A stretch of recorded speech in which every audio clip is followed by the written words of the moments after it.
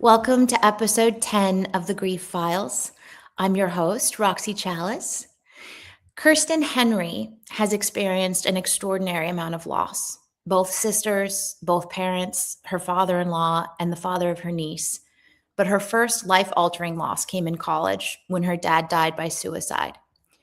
In this episode of the Grief Files, we're going to talk about the uniquely complex experience of grieving suicide, including the guilt, shame, stigma, anger, and the relentless looping that can come from trying to make sense of the impossible.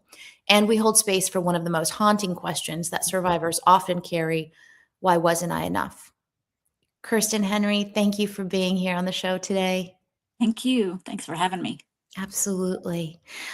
One of the things that we do on this show is to try to bring a different kind of conversation to grief than what we're typically having, which is that mostly we end up talking about it from the 30,000-foot view. You know, we kind of build distance into the conversation when we're talking about it. And so one of the things we want to do to kind of just get us kicked off here today, I'd like you to just take a moment and reflect on your grieving experience and locate a moment in time, just like a snapshot. And it can be anywhere in the grieving experience. And I'd love for you to and feel free to kind of close your eyes, kind of settle in, bring yourself back to that moment, and then paint a picture for our listeners of where are you, what time of day is it, what time of year is it, who's around, kind of bring us into the scene with all of your senses as far as like what's your external environment, and then talk to us about what's going on internally so that we can kind of glimpse what that grief moment is feeling like for you. Mm-hmm. Yeah. Yeah, thank you. Yeah, and it's so weird to think about it because it happened when I was 20 and I'm 55. Yeah. And still just your introduction, it's like, ooh, I didn't think I would go to this right away, right? So, yeah, so when my brother and I were going to college at the same college, Okay. and he told me to come over to his dorm room, and he sat me down and he said, hey, and we called my dad Pubba. Okay. And he said Pubba's dead. And I said, and at first was shock because he and my mom and dad had a you know very complicated marriage, Okay. five kids. He was an alcoholic, my dad, Okay. and then, after I'm the youngest of five. So after I went to school, my mom was like, okay, I have to end this relationship as it is. Yeah. And she tried really hard to be, a good friend to him, and really Mhm. keep that going, Yeah. because it was really, really hard for him. Mm. She had always been his rock, and she finally was like, I can't, I can Just be a friend. But so he had an episode where he had bought a gun from a gun show, and he had drunk a large bottle of alcohol. Mhm. He was living in an apartment, and he went home, he drank all the alcohol, and I think the intent was to commit suicide. Mhm. And got, he was inebriated, he shot the gun into the floor, and Mm. he passed out. And then, so he went to the hospital, and I remember the relief that, because my mom and I had gone to visit him in the apartment, and he wasn't answering. And so we thought, well, this is odd. So we called the police, and they got to him before he had poisoned himself, and no one else was hurt from the gunshot, thank goodness. So he was actually in a mental health facility Mm. when physically they had brought him back around. And he had been in a mental health facility for almost, I think, about a week, when Okay. he actually found a coat hanger and hung himself inside the facility. Oh, wow. So the circumstances around it were also very, Mm. there were a lot of emotions around that part as well. But Sure. the last, and I'm kind of shooting forward from the time that my brother told me that he was gone. Yeah. And because you're just like, wait, he was in the hospital, Right, you're thinking being he's in watched. a place. Yeah. Wait, I mean, just the shock. I thought he was joking. Yeah. And I thought, because my family has a very, dark sense of humor. So I Sure. was just like, oh, shut up. And he's like, no, so that was my first Wow. thought and reaction. And then, so we drove home together Okay. from school, and that I was just scared. I Mm, was just scared of like everything to come, like, you know, how's mom, and what are yeah. we gonna walk into emotionally, and uh, and then I'm a very empathetic person, so I was thinking, well, oh my gosh, how terrible for dad. Yeah. What a terrible um place to be. Yeah. How scared, and how sad. And so Yeah. all these emotions. Um Over time a little bit, as things went, Mm, other, things came into play. Like I was of course very sad, but also I started to grow angry as well. yeah. And we had a gentleman, we had a deli, our family did, and there was a gentleman who would visit us, a customer whose daughter had committed suicide Oh, wow. years before. And so he was very, very helpful and very kind. And Mhm. he taught, he just kind of said, hey, this is what you all hear. He gave us a pamphlet about Wow. suicide, families or family survivors of suicide, and Mm, some of the things that we can expect to maybe experience. And so that he was very, like I said, kind and helpful. But yeah, anger and guilt were big. So of course I sure. was, I'm like, I'm your daughter, and we were very close. Mm, And so I thought, I were you thinking of me when you were doing this? Were you thinking of your kids and your grandkids, and just like, how do you take yourself away from your family like that? And as a 20-year-old, I'm not yet, I just don't know really what to do with that. no. No. So yeah, so I it took me time to understand that, like, that someone who is at the point where they're taking their life, Yeah. what where they have to be, as a, how dark. I called it, I named it the darkness, Yeah. because I realized that when you're in that dark place, I'm assuming that that's all there is. Right. All the love from your Yeah. family, the darkness has, I mean, drowned all that out. Mhm. That's all there is. And so you can't see a way out of it. You can't Mm, see that it consumes you. yeah. So that's how it took me a long time to come to terms with that. And then the guilt, because the last time I saw him, and just everything, right? Because you think, oh, why?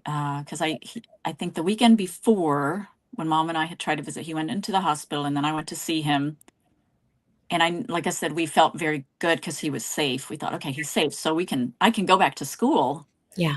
and for the week, and then come visit him the next weekend. And Yeah. I didn't get to see him again.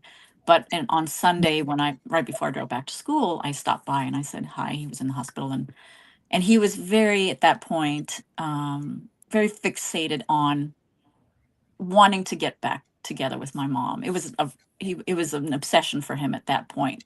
Okay. And I, as his daughter, I was like, hello, I'm Yeah. here. Because Yeah. I walked in, I remember him going, where's your mother? Did your mother come? And I said, no, she's not here, but I'm here. Right. And it was kind of, it was just a kind of a tense, like, oh, why can't we just have a moment, with just us two? And what's Sure. sad is I don't remember the rest of the conversation. We talked a little bit, and I said, hey, I'll come back, next week. And, Yeah. um, but I remember that sort of disconnect there when I left, and I was like, a little bit perturbed. Sure. And that was the last, Yeah. interaction. And I feel like anybody who has a family member or friend or anyone whom they know that who commits suicide, you think of that last interaction. Of I'm course. assuming you have to. And it's just like, wow, that was, the last thing they had with me. And And in your case, there was this sense of this disconnect and yeah. probably some hurt Oh, behind that very, persistence in a for big sure. way of feeling maybe not seen, not Hmm. connected to, not valued, not loved. Yeah. Tell me about so you get this news in the dorm room with your brother. Your Hmm. first experience is disbelief, thinking this is a joke, and then Right. it dawns on you, and soon y'all are in the car, you're driving back, and you're feeling this fear of, "What am I gonna find?" Talk us through what did you find? What happened when you arrived there? I don't remember the details of it. But one thing that and this makes me really sad because my mom passed away in 2018. Okay. And she and I had always been close, Yeah. but dad and I hung out. Like Mm, dad was my, like, I went everywhere with him as a kid. I just loved being around him. He was fun. He was, we were just like just a team. And yeah, so mom was always on the outskirts being the responsible, like it was, right. I asked my dad something, I always asked him first because he was going to say yes, but every once in a while he'd be like, go ask your mother. And I was like, oh, darn. Yeah, So she was always there, always. But after he passed, I think these dynamics change. yes, With parents, when one yes, passes, your relationship changes with the one who's still there. of course. And so that changed. And so what the thing I remember most was uh my mom and I just would talk for hours and hours Mm. about everything. Oh, wow. And that's what helped get me through. And my friends, I have amazing friends, and still Mm, have some of those much longer later. But yeah, that was a thing I remember a lot, was just kind of, and there was a fog for a long time afterwards. I remember that. Another thing I remember being home was that, because it was just like my brother told me, we hop in the car, we go, yeah. and I didn't really get to, you're not like You've not processed. processing on, hey. So I was at home and friends and family were calling. And I Mm, remember taking a couple of those calls, and I was afraid to answer the phone. I'm like, I don't know how to do this. I don't know how to talk through this without just not even being able to speak through it, and crying through the whole thing. And that was for almost a year. I had a really hard time telling people about it or talking about it, mm, because I would just start, crying intensely, and it's just like, okay, it's kind of hard to even get everything out. yeah. So that was hard, being at home and just kind of, and then I know mom, I was just in such a fog, and I was young, and I know mom arranged everything, and I remember the funeral. And he was beloved. He was very gregarious Yeah, guy in the community. They had the delicatessen, and he was just very gregarious guy. yeah. So he knew a lot of people loved Artie. Mm, And so a lot of people were there. And I remember my friends from school, of course, they were just right there. okay. Yeah, But I remember just crying, like, from the minute I got there. yeah, I could barely see. yeah, And then I don't remember really talking to anybody. The funeral was just, it was very nice. And walk in crying, sit down, cry the whole time, and just leave crying. And so a lot of that processing with people outside the family was done later.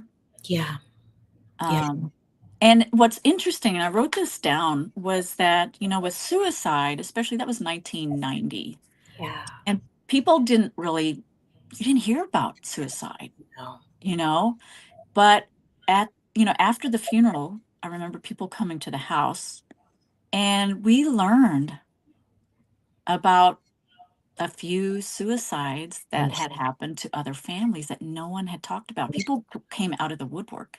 Isn't that It was, interesting? yeah. Oh, Mm. my grandmother committed suicide. It was just Wow. like we never had talked about that. Yeah. So that was fascinating. Yeah. You know how common it was, but people just didn't talk about it Nobody back talked about it. Do then. you think that was a piece of it? I mean, obviously, just the fact of trying to function at all or communicate with people broken up, but do you think that fact of the stigma that comes with suicide was a factor in the fear you were feeling, trying to convey what had happened? And do you recall Yeah. how people responded to that?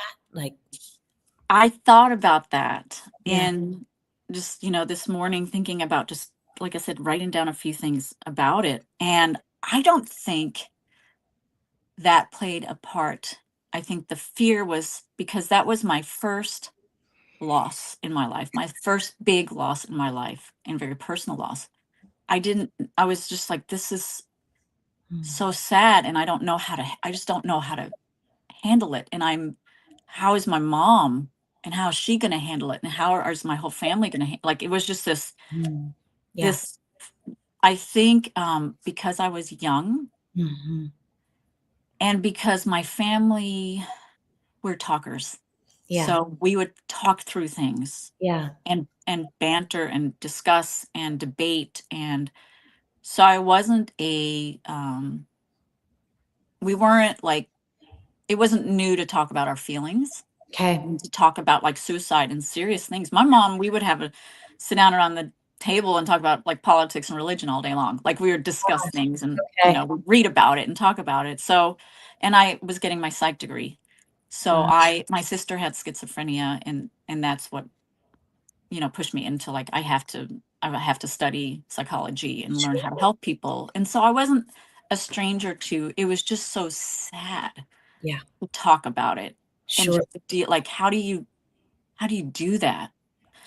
And how do you watch other people be so sad? And how do you interact with them without just like breaking down? That was, so I think I had this innocence about me when it came to suicide because mm, I don't remember feeling the shame that can come with that happening yeah, in your family. yeah, I don't remember that. I don't remember holding back from talking to like my professors because I had to go back. I decided to go back to school. That was another thing because people were like, well, you can withdraw yeah, for now and go back. And I just kind of felt like, well, if I withdraw, am I going to go back?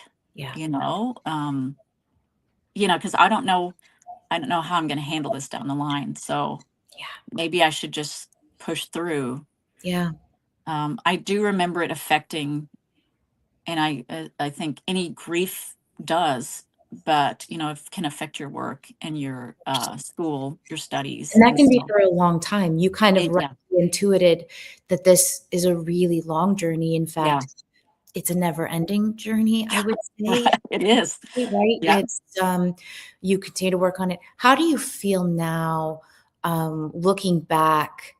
Also, just a note about what a gift to be in a family that had that kind of emotional salience. Like that's, yeah, and at that time especially, that stands out to me and was probably a saving grace in a way yes, for yes. you. Um, how did it end up feeling when you did return to school, and how do you now looking back as your future self, looking back Yeah. at that, how do you feel about your decision, to go the way that you did? I feel like it affected my grades. Mhm. Yeah, of course. I feel two ways about it Yeah. because I feel like, my friends were there. Mhm. Um, and that was really important for me. I realized Yeah. my roommate, my just my group of friends I had made while I was Mhm. there, and my Mhm. friends that I already had. And I had friends here too in Tulsa, but that was that current kind of group that I hung out with every day. Yeah. I feel like I needed that. I Mm. needed them. Um, and I came home every weekend to work, so I was back here in Tulsa quite often. So Mhm. I didn't really hadn't lost that connection by going back to school. Right. But, like I said, maybe I would have not gone back for a long time, and maybe I needed that distraction, or that something to keep me grounded and in a routine and all of that, Yeah. uh, and my friends to kind of process that with. But it did definitely affect my grades, and I got a bad grade, and I'd always been a great student. Yeah. And I remember within it affect like you said, it was long term. I wasn't just like that semester, the next semester. I actually made a decent grades like that semester, and I think even the one after that. And then like it just went ooh, and then back up Yep. a little bit. And I remember making a bad grade, and I was like, I made a bad I made a bad grade. What am I gonna do? And I Right. never would have been like that before. I would have been just like, oh my gosh. That interesting. Yeah. 'Cause I just there's only so much, and I've learned that since too, with grief, with all the people we've lost here in our family and friends, that it's like, it takes so much energy to grieve. Yes. I mean, it just makes you tired, Yes. and you have to prioritize the absolute most important things. My mom would have been like, "Come home."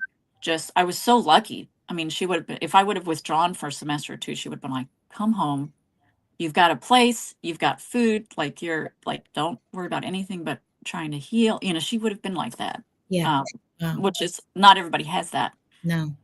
but, yeah, definitely affected. And I was, like I said, there was a fog that you're in for, or I was in for probably a good 6 months to a year. Yeah. You're just kind of walking around in this. Yeah. Yeah.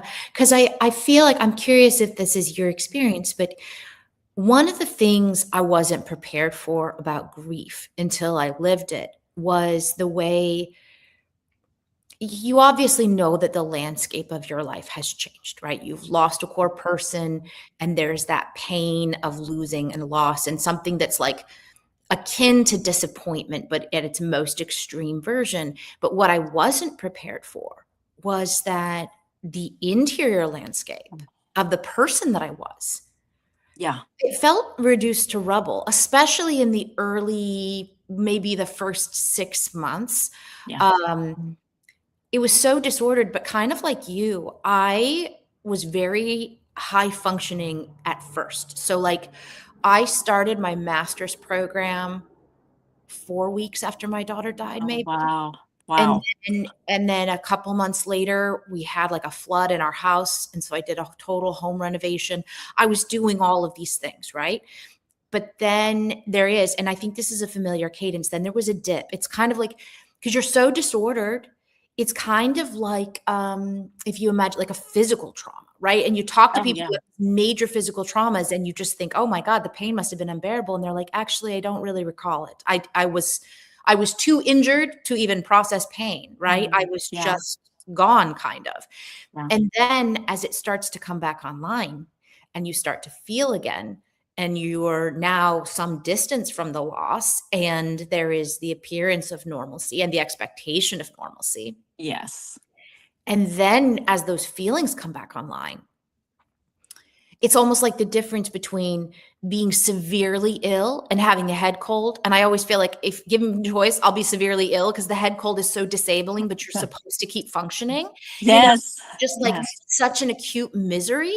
Whereas Yes. in my experience, when I've been really sick, like death's door sick, I was too sick to process how sick I was. There wasn't other Yeah. expectations on me, and I'm in an oblivion of fever, Yeah. and I didn't really even I'm not cognizant of how bad this No. thing is. And I feel like after the initial period is when you enter that, like, the head cold period where you're like, you're supposed to Yes. keep living, and you have this kind of just relentless misery and this way that you cannot achieve your regular functioning. And Mhm.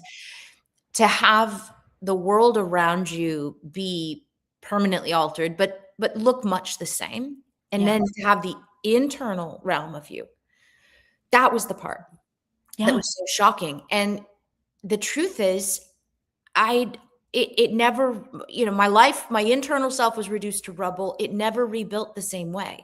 Mm-mm. I am a permanently reworked individual internally after Mhm. the loss, right? Yeah. It didn't build back in the same way. I can sort of think back and remember kind of like states of being. Yes. Mostly what I remember is I can remember having times where there wasn't a sense of, like, Mhm. heaviness or responsibility. I remember having had times in my life when there was this kind of lightness, and even though I'm much stronger now, Yeah. and it's not Right. to say I don't have joy, and it's not to say I don't have peace, but the heaviness, that feeling of responsibility, the knowing of trauma Mhm. and loss Yeah. doesn't ever go away. And Yeah. so I have like a much more, it's mature, it's like more grounded, but it has a heaviness. And I, every once in a while, I remember the lightness. Not even that I would go back necessarily, but there is kind of a fondness in a way to think back and be like, huh, remember before Yeah. I didn't carry the knowledge of loss That's in like yeah. embodied way. And for you, I'm Yeah. curious what if this resonates and, you were 20, this was your dad. I You know. were daddy's girl. Yes. 20, we know now at 20, your brain was still developing. You were Mhm. still in your developmental curve. Yeah. You are a kind of a child still, you're Mhm. cusping, Mhm. but, like, what an interesting, that time to have a loss of that scale. When you think back, can you feel can you feel the continuity of you throughout your life, but can you also see kind of the mark, I guess? So, you're talking about your experience. I've never named it before just now, Yeah. but Yeah. it's a scar, isn't it? Yeah. It's like a scar because I've had stitches and, you know, tomboys, tomboy ways Oh, yeah. growing up, cracked my wrist playing soccer that sometimes I can feel that, you know. Yes. Um, it's a scar. And those were some of the things I was thinking about too before this was like, at first the sadness hits you a lot Yeah. and often. Yeah. And then, and at sometimes weird times, you're like, why is Very this weird times. happening right now? Right. Yeah. And you don't ever find out why. You never figure it out. And then other times, of course, when I graduated from college, Oof. these bittersweet times that, our loved one should have been with us, And right? he would have been so proud of you, I and mean, yeah. yeah, Yeah. yeah. And it's so you're just smiling, but you're going, I mean, you're just, and you see your mom and your siblings and your friends and you're happy. And then all of a sudden you're like, your tears are running down your face. Yes. And then you're okay again. But it's just my wedding, the the the death of my sister, um, after, you know, my first sister died, I call it the first, sister death, Mhm. um, and sometimes it comes on strong and other times it doesn't come on as strongly. But, the births of my nieces and nephews, um, dad should be here to see this. It's Yes. just, yeah, it's just like these, Yeah. and it's that scar that just always, it never quite, and even, you think it's healed to the point it's gonna heal. Yep. But it's still, it kind of like seems to like open up a little bit, Yep. um, and just it's just, oh, Permanently. it's there, It's right? like with your scar tissue, if you notice, because 'cause I've got some pretty serious scars as well, and, like, Yeah, sometimes if it gets really cold, like, yeah, my scars will hurt, mhm, or if I get the flu, my scars will hurt, these yeah, kinds of things, right? And so yes, I think it's an apt comparison because one of the things I've learned too about grief, and, like, in your case where there's been so many, every time you go through another core loss, you're revisited by all the prior losses. So, like, there is this mounting aspect of the grief work you're doing. mhm, Everyone you've lost, in my experience, like, it comes to the fore again, and this yeah, is what I've seen with the families I've worked with. So, however many losses preceded it, there's that many more losses to process alongside the yeah, current. And but that makes sense kind of with, like, if you get ill or mhm, extreme circumstances and the scar acts up, yeah, That's part of it because Yep. and I love the analogy of the scar too, because there's so much actually that we can explore with that. Yeah. Because it's permanently altered tissue, right? Like Mhm. the way you were born in the world, that part of your body is forever altered. Even though your body's regenerating and all the things, Mhm. it regenerates now with the scar, not Yes. without the scar, which is so interesting. And yet it also, the other thing that's interesting about it is like, I had an I had two emergency C-sections and I have a Oh, gnarly scar from that. wow. If I woke up tomorrow and the Yeah. scar wasn't there, I wouldn't know myself. Like I remember because I was pretty young when I had received that scar and I was like, I'm ruined. My body's ruined. Like Mhm. that was the feeling. But at this point, I don't know myself without it. Yeah. And that's another piece of it too, Yeah. right? Like, as painful as loss is, and this gets into a whole interesting paradox, is as painful as it is, I've had to do some real reckoning work that if someone offered to take it from me, no. I Yeah. actually, which is not to say I want to identify on the basis of my loss or that I want to ruminate on my loss, but it is a part of my experience. Mhm. And to Mhm. have that taken from me at this point, no, because Yep. you work against it. There's tensioning and you do real prolonged labor around Yes. your loss to become someone. Like it Yes. necessitates the rebuild, right? So for others, if I think about, and I'm sure this was true for you, you went back to school, you had your other friends, your other 20 somethings, and life is going on for them. Mhm. And they went back to school after the funeral and they were themselves. You went back to school after the funeral and you were rubble. You had Mhm. to rebuild Yeah. yourself. And the thing is, I think we rightfully attach to that. We go, no, don't take that away. Like I rebuilt myself. I Right. became at a level of Yes. strength and resilience I didn't know I had in me, So in a way, Yes. it becomes like one of the more cherished aspects of your identity because it's the part of you that most surprised yourself. Because Yeah. I still remember, in the immediate aftermath of my daughter's death, that feeling. The pain is so bad that you're like, I'm going to die. I Yeah, will never exactly. get through this. This Yep. is the worst I have ever felt. I did not know it could feel this bad to be alive, you Yeah. know? Yeah. And I think that's it's one of the hallmarks and it's staggering. Every time it's staggering, Yeah.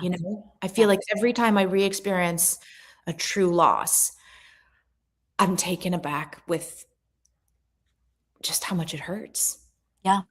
Yep. And that, you know, it teaches you not well, it teaches you by your experiencing it. It makes you because some people never until you've had a big loss, you don't know how to be resilient because you haven't had anything taken away from you yet. It wasn't forced on you. You Yeah. didn't, Yeah. You didn't know. we wouldn't opt in. It's too agonizing. Yeah. It's too Yeah. painful, right? Yeah. But Yeah. once you're there, you're like, this Yeah. happened. Yeah. And I think that is the thing. Again, the rubble, the mess. Like Yeah. you don't have the option when you've lost a core Yeah. person. There is no continuing on as before. You can go Yeah. on in a diminished way, which many people do. Yep. You can reach really, really deep and access Yes. some reservoir in yourself that you did not know was there. Yep. And you go forward stronger, right? Which is not to say better for having had the loss or, it's not to, Sure. but of necessity. That Yeah. is, I think, in many ways, the definition of resilience. Like, yes, I became a better, stronger version of myself Yeah. because it was my only option for survival. There was Yes. not the option to continue as I was. Yeah. So this is the choice I made. And that's, I actually wrote down, um, I said, there's no hiding from grief was one thing that I wrote down because if you don't, like you said, some people go on, everybody has his or her own way Mhm. of dealing with that pile of rubble that you now are. Do Yeah. you just slowly put the, you know, put Yeah. the rocks, put the pieces back on and and or do we, do you need a minute to just look at the pile of rubble and figure out what you're going to do with it, if you're going to do anything with it? It's so individualistic. Is that right? But yeah, it's a very personal journey. Mhm. But that's one thing that the loss that we have had as a family, when my nieces and nephews and I get together and stuff, we've talked a lot about resilience and about how, it's there are a lot of people who don't know how to do this and who've never been given the quote unquote opportunity to work through this, because that's, Yeah, as much as these scars are all over us, it is, like you said, you don't want anybody to take those scars off of you, because they have taught you many lessons, and they're lessons that you can teach others, that's right. you're doing with your podcast. I mean, just exploring those, that's going to help anybody who watches this. Is like, oh, okay, I wasn't alone, or I'm not alone in Yeah, feeling this, and it can be done, and there's hope. yeah, um and that's like, for me, being someone who studied psychology so I could help other people, it's like, well, if I've experienced it, I can maybe help you through a time that that you're experiencing it. yeah, And that's a big driver for me. I agree. Everybody's different, but that's a big driver for me. It's like, well, okay, now I can share this. If Yes. that's big, Yes. Yes. right? I fully agree. The gift of grief, the gift Hmm. of pain, I would not allow it to be taken from me, Yeah, because I have learned to cherish what it brought into my life. yeah, I didn't know that initially, yeah. but I know that now. Um, I would love to have you kind of speak to this a little bit in terms of, for you personally, and I know it's been an accumulation of losses. It's not just the loss of your father. There's been Mhm. a number of losses that you've gone through since. Um, but I'm curious if you can identify kind of in the scars and in the journey, again, on maybe like a granular level, kind of pinpoint, um, texturize this for us a little bit. What is Kirsten, who is marked by grief? How does that emerge in your life? What do you see in yourself that's developed in your resilience? That's a good question. Sometimes I joke about the darkness. Yeah. Because there's a you do go to a dark place. I did. Like, even, initially, I after dad passed, I had these intrusive thoughts. And sometimes with a suicidal death, I've read that, because they can be violent. Mhm. They can be I guess, any sort of violent death. I don't know, but you're picturing your parent hanging, Yeah. and that can really traumatize you, just that piece of it. And if somebody would tell me, hey, I'm going on a trip, I would see them crashing in my head. Yeah. These intrusive thoughts that would come in, and thank goodness these were temporary. They Mm. disappeared within probably about a year, which may seem like a long time, but I and even completely like, forgot about that, Kirsten. You yeah. reminded me. I remember for a little while, this is so strange. I was kind of like scared to drive. I'd be driving and Mhm. I would suddenly like visualize like an accident. And it was very like sensorial. Like I would like hear it and smell it and see it and feel it. It was like as if it happened. And I Yeah, remember like talking to my therapist at the time and saying like, I feel like I have someone else's memories. This does not feel it has the quality of a yeah, memory. yeah, But that you're right, and I think it was for about a year, not as much as 2, but it yeah, was probably yeah, a year where this was going on a daily basis. yeah. I would see someone pick up a glass to have a drink, and it would flash in my mind that it was poisoned or something, like, I just Isn't it? random Yes. random Mm, things, but it was a lot of, like, morbid imagery that was just yes. unbidden without there being any seeming emotional soundtrack at the time that would I wasn't upset, Yeah. or whatever at the moment, it would just arrive. Yeah, it's very intrusive. It Yeah. comes in and you're thinking, "Why am," but Like, you what's know, wrong with me? you learn like, okay, this is normal, weird, but normal. Yeah. And also I had, I had a dream. I remember one dream where my dad and I were driving in a car. I was a passenger. He was Mhm, driving, mhm. and we're driving, and then all of a sudden we're going down this hill, this really steep hill. Oh, wow. And I'm like, Dad, slow down, slow down. And he just looks at me and smiles and is like, oh no, we're going together. We're doing, and it was just like this.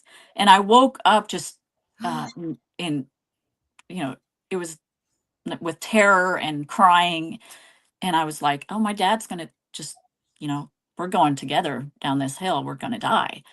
And so just weird, like stuff like that. That was like short term, quote unquote, like Sure. about a year with these, thoughts and dreams. It didn't happen a lot, but that's one that I remember.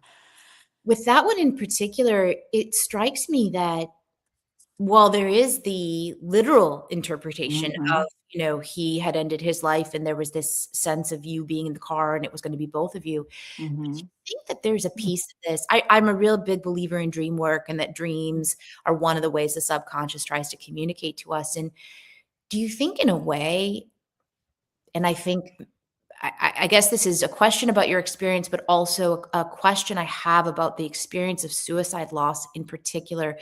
Is there a way in which maybe you felt like he did take you both over the Hmm. I think maybe some of the anger and then the guilt that comes up that's always present in a core loss, but especially so with a suicide loss, Yeah. is that sense that you didn't just take your life, you took mine. Oh, yeah. Yeah. Because it was something he did to himself. It wasn't like cancer came and got him. Right. He did it to himself. And so there's this whole weird complication, this whole part of it that you're like, you did this to yourself, and you knew, as someone who, you're just, as you're processing all of these emotions of anger and sadness and guilt, Yes. this all comes up. I mean, did you think about how it would affect, because we're all going down with you. I mean, this is, as you're deciding to do this, um, we're going to be Mm. we're gonna be affected for the rest of our lives, Yes. and you just think, "Did you not think of that?" Yeah. Yeah. And so, yeah, it was very much it has to be, because that was part of one of the emotions was being angry that that he left us on purpose, Purpose um, and took a and piece then with you. affected us forever. Yeah. So, yeah, so it I'm curious probably. what you've learned since that time, Mhm, maybe in your clinical practice, maybe in your private experience. What do you know about suicide now that might, not that it changes the emotional state, because the emotional validity of what you just mhm, expressed mhm. holds through time, and I don't think it can be disputed, and I don't think it should be disputed. That truth is real, and Yes. there's other things we know about suicide. Yeah. Curious, um, what else might come into that Sure. emotional landscape now? What things that you, um, know, and if you do these imaginings now, is there other information, other, um, insights, other emotional tracks that come in Mhm. if you think back now with what you know presently about suicide? Yeah, and I didn't end up going into practice, but just in just maturing, and I'm just a natural, knowledge seeker, right? So you just learn, even if I didn't get a master's in psych, but just I did work I have worked with people who needed psychiatric help, but Yeah. Um, what I learned was, because those were all my thoughts for a long time, was just this, like that. But when it was about this, it was the same time that I realized this darkness that a person has to be in, that nothing else can Mhm. come in. It's Mhm. obscuring everything else, and the only thought that you're having is I have to end this. Yeah. And so it was forgiveness. I forgave my father, and just felt sadness for him, and Yeah. how sad that someone is in a place where they think that's the only option. That Yeah. was where what I came to, Yeah. that just relieved so much of that for me. Mhm. Was that, oh, how sad. I just was able to come to a place of forgiveness, and um, I don't know what that it is, called, just to be able to put myself in his place, and think, Yeah. you know, Yeah. how sad that I couldn't think of my little girl at that time. That must have been a really, really dark, dark place for him to be, because Yeah. I know he loved me. And that's the thing you have to remember. Hey, he loved everybody so much, and it's not about that. It No. has nothing to do with that. No, it doesn't. Has No. only to do with he didn't know another way out. Right. And so that's where I was able to go in the end, and Yeah. what I've been able to and I've explained that to other people too, who, we recently had a friend of ours lost her brother to suicide. Okay. And that's one thing I told her. And I asked her to tell his son that, because he has a son. Mhm. And I said, please, what I've learned is this, Yeah. is that the love that never changes. Whatever relationship was there, that doesn't change. It's Has changed. Yeah. that they still love you, and you love them. It just it's not getting through that darkness. Nothing's Right. going to. Right. So that's That's interesting. yeah. Yeah. And And that was I comforting for you to have that felt sense of the truth of that yeah, gave you some relief. it did. It a lot, with maturity, and with learning more and researching and talking to people.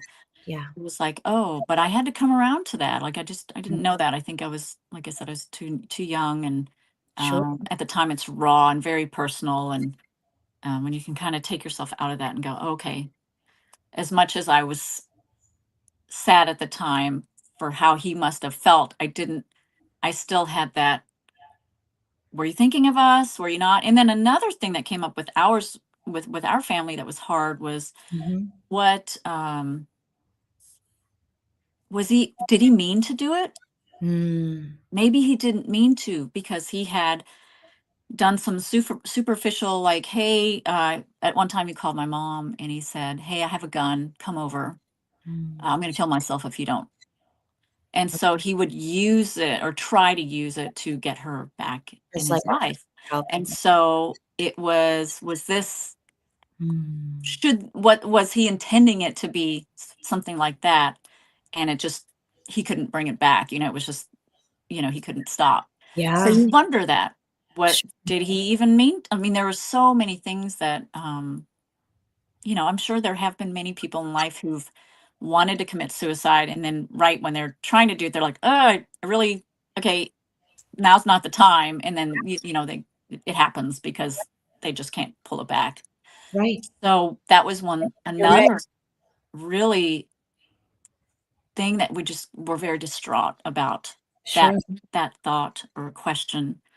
We never, and I know with suicide, a lot of times, there can be a spiritual, question about it too. And it's funny, because we weren't raised, we were Lutherans, like, that's kind of our family. We're all Lutherans, but we were not like like, we didn't go to church regularly, and we didn't practice.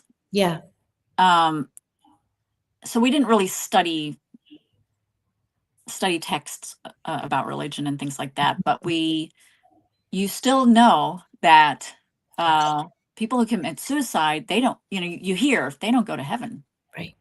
And so that was another thing that, even as a non-practicing person, you Yeah. think, where is he? Is there a soul? Like, with any grief, right? You think, where is that person, that soul, that whatever energy, whatever is left, Right. where is it? Yes. Is it in a plane between? Is it in hell? Is there even such a thing? It depends on, of course, there are people who 100% are like, this is what I believe, and Yeah. this is where that person is. But we we, our family always had that kind of like that discussion about it. Like, you know, um, you wonder. And uncertainty is hard. It's unsettling Yes. because you're right. I think you struck on something really key about suicide that's pretty unique to suicide. There are some other deaths where this is true as well, but most of the time, we end up with a fairly reliable reconstruction of someone's final moments Hmm. and the nature of their passing. And when it's a suicide, it is almost always, by definition, it is unwitnessed, and we don't really know. I think you're right. There's often that question of what was the intent. Yeah. Maybe my loved one attempted to pull this back. Yeah. What was in their mind? And you know, there has been there has been suicide attempts in my family, but not successful suicides. But one of the things, and my background is in sociology, and I did a lot of research into this space about suicide. And from my work with families and my experience in my own family and just reading of the research and things like that, I've kind of come to an understanding of suicide that says it is a kind of it's a kind of act of mercy Mhm. committed on the part of somebody who has, in their sense of it, exhausted all the other resources, Mhm. right? And so, when we suffer, we seek to alleviate our suffering. That is Mhm. self-advocacy and self-love, right? And I think Right. the nature of, what we understand about suicide and the subjective mind can twist us up and put us into some kind of place, and because of our subjectivity, we can't gain perspective, Right. and we can become completely consumed. And I think that it is like that. Something gets twisted in the subjective mind, and in that moment, the person ends up reaching for the thing that it's the mercy. It's the only thing they Mhm. see. Yeah. And I think there is a way in which a person we love dying, it does feel like an act against us, even if it's not the case of suicide. Yeah. When my daughter died, I'll still never forget the time my therapist said, "When are we gonna talk about the fact that you're angry at Simone?" And I Yeah. said, "Oh, I'm sure. I Yeah. would never," right? Like, Right. this was not her fault, and she said, "Anger's not about fault." She Yeah. said, "Anger just says this isn't okay. Mhm. Yeah. That's all. Yeah. It's not okay that she left. Right. Angry about it." And I Yeah. think it's one of the most disarming aspects of the grief experience, Yeah. and it kind of tends to bring on a whole storm of guilt and shame and all these other things, Exactly. which makes the grieving experience really tough because it's so Mhm. alienating. You're distanced from yourself, it's just so averse, That's so true. you know? But it's angering for someone to die. It is Yeah. angering for them to leave us, which Yeah. is not to No say matter how, it's their you're fault. just like, you left me. That's right. Right. That's right. Yeah. And I think with suicide, there ends up being an appearance of fault, but I think that probably that is mistaken. I Um, know. Yeah. like it's That's why it took me so long to get there, because I was like, you decided this. It's like, well, um, he decided under duress. that's right. It was a coerced decision. It was a coerced decision, and, we do know now about the fragility of the Mhm. human mind, even just a slight chemical alteration, in the older population, they get a urinary tract infection, and just, like, Yes. the shifted, like, alkalinity in the body, it can bring on type of psychosis, Yeah. right? And It's we wild. only have our own subjective state, and so if the waters we're swimming in mentally, if those get contaminated in some direction, we do not have the capacity to perceive a different reality, right? Yeah. Um, Exactly. it's shocking, and it's also why community, matters so Yes. much in this. And I think conversations like this and the healing work around it, Yes. because subjectivity is very binding. It's Yes. really quite impossible to Yeah. take a different viewpoint when you're in one, Yeah. and Yeah. And you asked me about learning, and I think that's probably the biggest lesson, is that it's not about me. Like in general, it's about that person's state Yeah. at the time. And in anything, Yeah.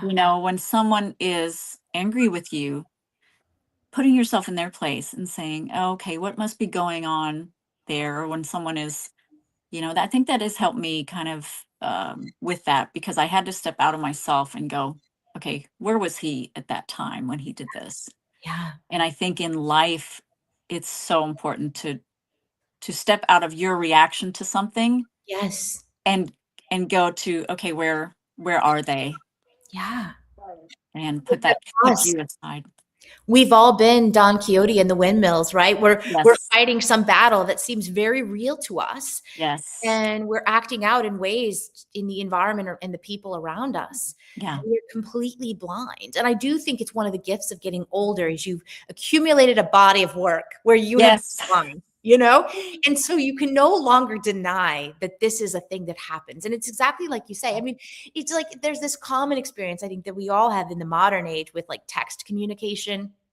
And when you like send a text, maybe in a fledgling relationship, or maybe you're a little risky with the humor that you put in the text or something Yeah. like that, and then you don't get a response. And Yeah. sometimes by the time the day is passed, you've decided, first of all, you felt horrible and you Yeah. felt shamed, and everyone, why does anyone even want you around? And you're such an embarrassment. But then eventually you try to self-sustain. So you're like, you know what? They're really a jerk because there's a lot of ways they could have responded. They didn't have to ghost me for this. And you've like convinced yourself that this is Yes. like enemy number one. And then your Yeah. phone chirps and they're like, LOL, thanks for Yeah. sharing. And then you're I like, know. And wow, you're like, I just made up this I whole just spent thing. out a whole journey. I expended so much energy and I Yes. spun up so many narratives. Oh my gosh. And nothing was Yes. happening. Nothing was happening at all. No.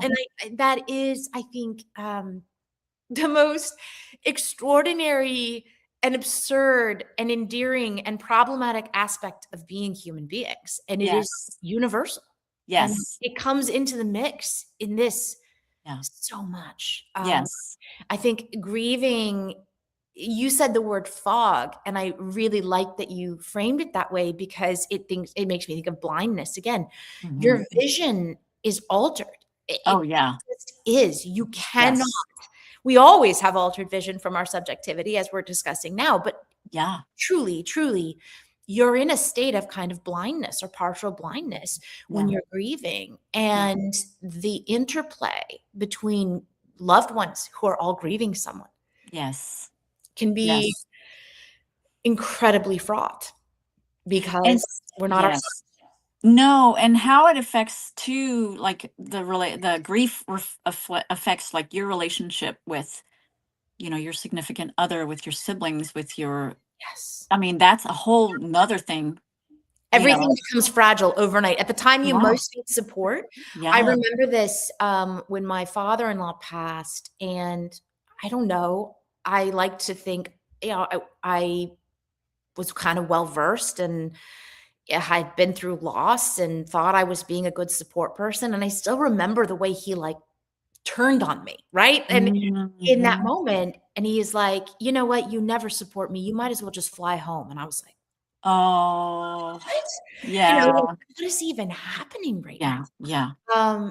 But that's a piece of it. Yeah. It's a piece of it Yeah. because, in his state of being, in that moment of loss and grief and pain and all the things, all of your relationships feel untethered. They Yeah. feel tenuous. Or they might even feel more, what, I wrote down a word. Um, Gosh, what was that? Sorry, I wanted to get, because it was like, oh shoot, I don't have it in front of me, but it can like even kind of energize a relationship that maybe isn't even that great. Yeah. Or maybe, and you're like, but you hold on to it because you've just gone through, maybe like you're going through this together, Yes. and it's odd. There can be Uh, almost like a trauma bond of sorts. Like, There's a Yeah. trauma bond, and then The afterwards, you're like, bridges are "Oh, this." burning everywhere. I mean, that's the way I felt. Yeah, That was my feeling after my daughter died, is like everything's burning and we've all yeah, been banished to separate islands, right? And there's yeah, just yeah. that feeling of urgency and destruction and loss. And it makes you feel a lot of ways that are very uncomfortable. I don't know if this resonates for you, but I remember I something that is true about my nature, and I love and appreciate about this about myself, is that I'm an admiring person. I'm very much not prone to resentment or bitterness. Mhm. I noticed like bitterness and resentment like when my daughter died, right? Like I um I would see people just like happy with their Mhm. families or whatever. Yes. And I would see these moms and I would think, she doesn't even think her kid can die. You know what I mean? Like Sure. I these these thoughts, and so that's another part of the world breaking, right? Is Yeah. that like um You're like, "What is wrong with me? This yes, is not me. Because yes, it's hard on you to feel that, because 'cause you're like, experience "This is yourself that not way. me." It's horrifying. Yeah, Yeah, yeah. yeah. And that was the thing that was so surprising about grief, is I really, before experiencing it, I just thought grief was like really, really sad, right? But Same. it's not. It's Yeah, not sadness. It's a different thing completely. yeah. It And is so I multifaceted. yes, Yeah. yes, yes. The whole, I mean, one of the things that I think is the gift of grief, if you think about life as, adventuring and becoming and um, just this vast array of experience, it's the whole spectrum of human emotion. Mhm, mhm. It Yeah, it comes to is. bear, and there are whole ranges of experiences, emotionally especially, but socially and in all the realms, that I had never had Mhm. prior to grief. I didn't Yeah, know what I was missing, right? But, like, I right. Yeah, I thought that I was, and I was seemingly like a pretty far-ranging person emotionally, but yeah. not until I'd touched grief. That was No, something completely new. that is so true. I never ever thought about that before, Yeah. how it touches every area of your life and every range, and Yeah. everything is heightened. Yes. Um, at the same time, it's subdued. It's the weirdest Yep. Yep, it is. thing. I love to read writers who've known loss, Yeah, um, because there's another capacity, yeah, and the capacity is not, again, it's not just for sadness, like, yeah, one of the things that people often think, for those of us who work in death care, right? They often think, "Oh, you seem like a happy person. How weird you'd be in death care." I'm like, "Oh, well, death is not just about sadness. Like, it's a whole range of experience, actually. yeah, Most people, to be in death care, there has to be a fair bit of dynamism there. But I think yeah. that's, one of my things that I really appreciate about reading like writers who've had loss, the humor, the capacity Mhm. for humor Yeah, is immense. And yes. that's the thing, like, there are whole realms opened up. Again, circling back to what we were talking on before. Absolutely, you can't take my pain or my loss or my grief Yeah, from me, because yeah. there are whole new realms of beingness that I've Yes. never even touched, that are Yeah, now part of my daily repertoire, right? yeah. At first, it feels like in the immediate aftermath of loss, and I use this analogy a lot because I'm working on it's an imagination play-based bereavement support Mhm. for the acute loss period for the first 6 weeks. And in those early days, it's like you're in a cave and you're alone. That's the other thing that I felt like nobody told me about grief. Like, everyone's like, "We're right here with you." No, you're not. Yeah, There is one thing I know about grief. You go into that inner sanctum by yourself. yeah, Even, I mean, I was co-parent. My husband and I both lost a daughter. We were not in the same place, not even remotely in the same place. right. You grieve alone. And you're in this place and it's doorless and windowless and airless and you cannot breathe. And the program is called Cathedrals because the whole idea is to expand. And I Mm, think we find, if we don't dodge and avoid and bury ourselves mhm, in our grief, if we do lean in and let it ravage us and process and go through it, mhm, mhm. on the other side, whatever that means, because you're always in it, but there comes a point when it expands you, when it makes you more than you were. That's so, yeah, I never thought about that, because I'm very visual, so when you were talking about that, I'm imagining being in this cave and just digging Yeah. like sadness, and Yeah. you're digging, and at first it's hard because you're having to do the initial dig. Yeah. So you dig, and you're just how do you say it? Just slowly digging through it, and it's Yeah. hard and it's Yeah. so painful. Yes. But you've dug out this channel. Yeah. So the next time you go there, it's like, I've been here before, Yep. and it's not as hard as it was last time, maybe. That's Maybe it is, but you've cleared the way, and then the intrusive thoughts, dig, dig, dig, you have it. Your pain, it's so painful, and then you're like, I've seen this before. I've yes. formed a synapse, or I've dug a tunnel Yes. That's for exactly it. this, right? Yes. And all these weird things that you experience with grief, um, you've dug that tunnel That's before, right. so it's a lot different the next time. Maybe it gets a little bit, um, maybe you did a little differently next time, you Yeah. know? There's an analogy that I love from the mindfulness teacher, Sharon Salzberg. Is that it? Salzberg.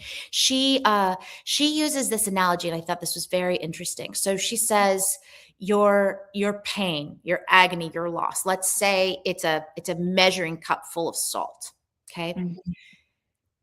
if your interior self is a mixing bowl of water, and you pour that salt in there, everything's ruined. Everything is contaminated. The suffering is immense.